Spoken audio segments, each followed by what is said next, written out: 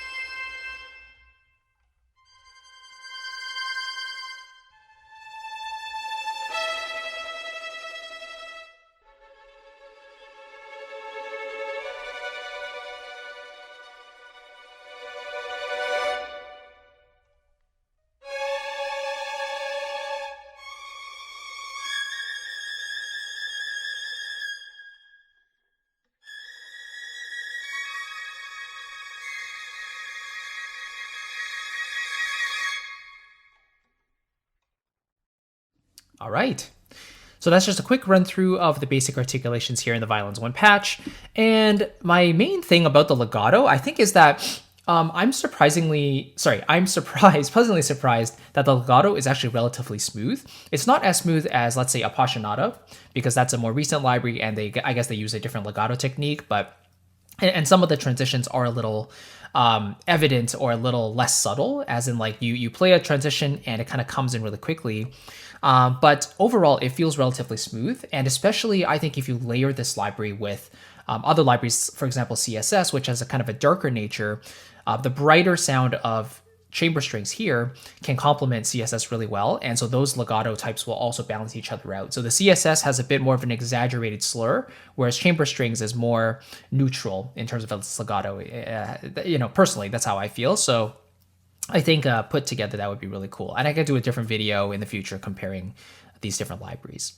Let's have a quick listen to the far and close mics, because they give us two main positions. We have close and far, and actually, I would have been okay if they even just gave us a mix mic without any other tweaking, just to save on CPU resources.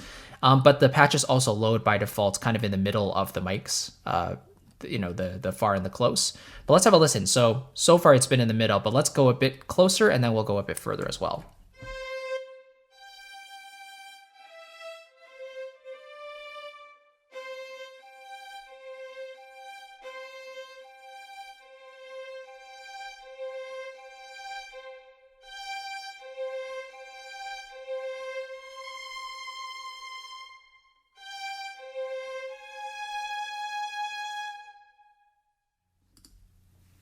Right, so even at its farthest position, it still sounds like it has quite a bit of detail there. And I believe it's just the close mic and the tree mic, so it's blending between the two.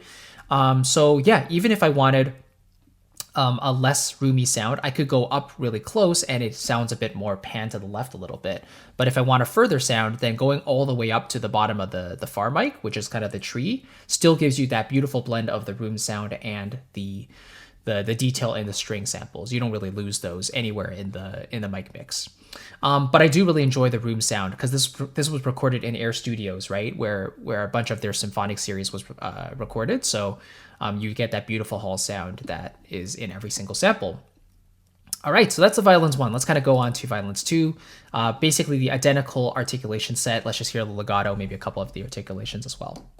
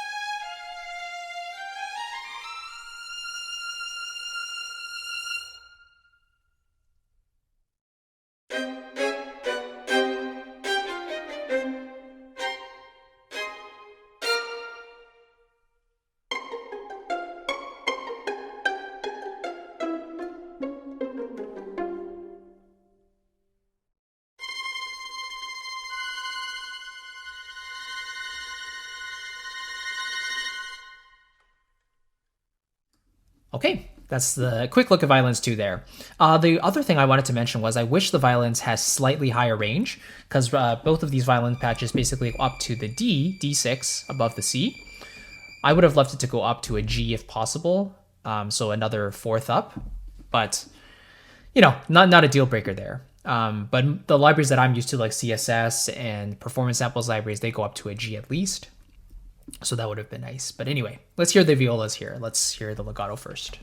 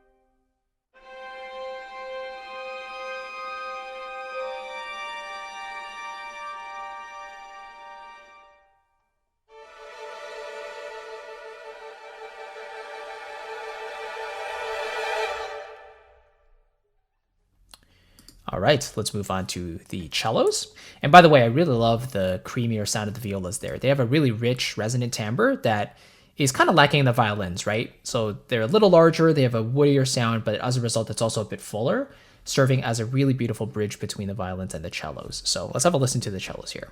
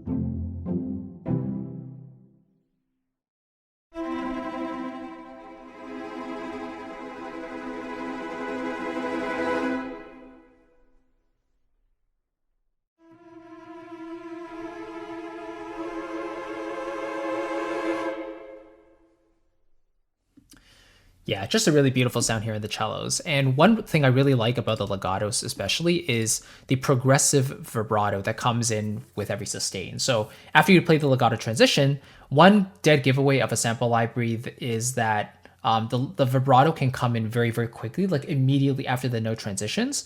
But players who are more musical will tend to get to the note first and then give it like a few microseconds before they actually start putting vibrato on the note, because that allows the note to kind of speak first and then the vibrato adds a bit of musicality to it, right? So a lot of great libraries will keep that in mind, and this one allows us to hear that progressive vibrato instead of just an immediate vibrato coming in. So I really appreciate that. All right, so let's hear the basses and then the ensembles. Here we go. Legato first.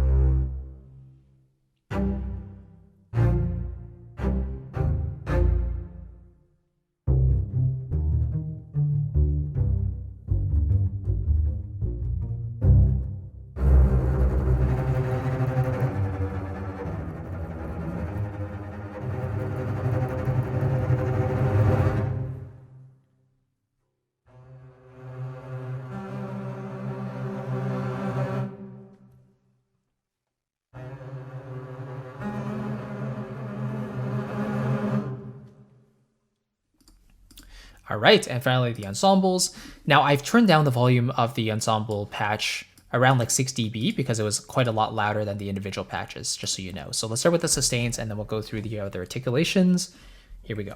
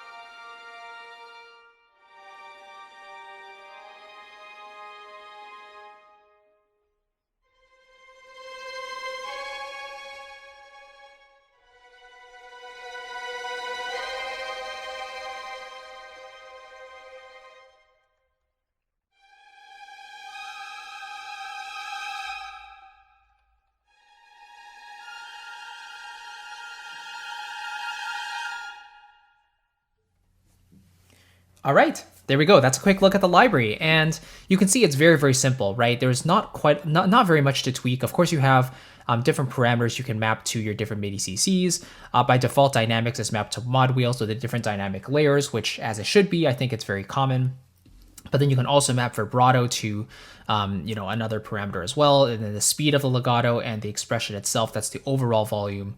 Usually, you won't really have to touch that either. But yeah, that's a general look at the library. And for me, again, I have to say that as an introduction into the Kontakt Spitfire ecosystem, for me, this would be the ideal choice, especially if you don't own this library already. Like in the standard or pro versions, I believe they have now, the essentials version should cover most of what you would need. Used as a layering tool, especially, I feel like the legato is perfect because some of the transitions do bump out just a little bit, right? They're not the absolute smoothest. So if you have a legato that's even smoother, like CSS, for example, if you layer them together, double them in unison, you can get a smoother effect that maybe even accentuates the legato a little bit. And you get the best of both worlds in that regard. But all the rest of the articulations, I think, are wonderful. Like, they all sound great, especially the ensemble patch. I was pleasantly surprised by the pizzicatos, the spiccatos. They all sounded super clean and crisp. Whereas for the double basses, I found them a little bit muddy, I think. But maybe that's just me. And then, yeah, you're not going to get a plethora of like aleatoric stuff you don't really need for most common cues. So you're going to get really the basics you need. But again, it's pretty comprehensive. I think it's just under 30 gigabytes in total. So a really good size for a chamber strings library that gives you basically everything you need to get started. So big thanks to Spitfire for sharing this library with me and with you. Let's get into the giveaway. So the first thing to do is to fill out the form below. Just click the first link in the description box there, fill out your details, and then you'll be entered into the system. Step number 2 is to leave a comment under this video letting me know why you want this library, what you would use it for in your music. I'd love to hear from you, and it's always fun to read what you do with the libraries that we give away, right? So let me know below there as well. And number 3, of course, is just to leave a like on the video. It really helps with the channel and it's greatly appreciated. So I can do more videos like this in the future and give away some amazing libraries as well. I really appreciate you watching. I'll catch you on the flip side. Again, I'll be emailing out in a couple of days to let you know who the winner is. So make sure you register if you want to win this library, and I'll catch you in the next one. Thanks a lot and take care. Bye-bye.